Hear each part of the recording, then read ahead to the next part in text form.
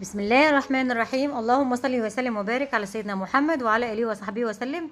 ازيكم يا حبايبنا في كل مكان؟ عاملين ايه؟ يا رب تكونوا دايما بالف خير.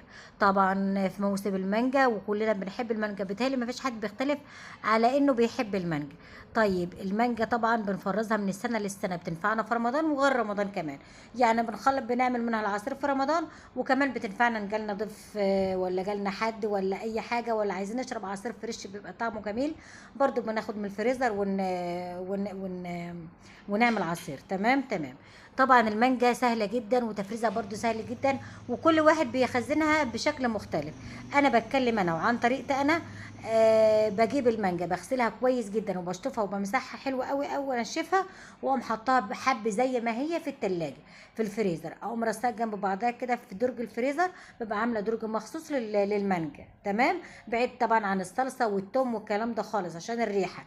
يبقى كل حاجه بالذات الفريزر ده بيبقى حلو قوي، اللي هو الادراج ده بيبقى مخصص فيه كل حاجه. المانجا بقوم ماسكاها زي ما قلت لكم رصاها في قلب الفريزر، وبجيب الواحده بتبقى جميله بقى قوي، بتقوم جايباها تحت الحنفيه، وهي تيجي تقشريها كده، تطلع لك بقى ايه رقيقه من فوق كده، بتبقى ايه ما بتهدرش منها، وبتبقى اللحمه زي ما هي، بتبقى كلها لحمه وزي الفل. طيب افضل انواع المانجا للتفريز هي طبعا ال- الزبديه اللي هي الخضره دي بتبقى جميله قوي في التفريز وبتبقى حلوه قوي. دي بتبقى جميله برضو وكلها لحمتها بسم الله ما شاء الله.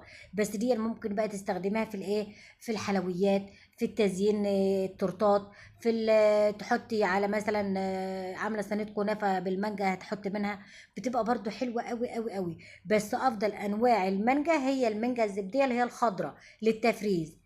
خلينا متفقين.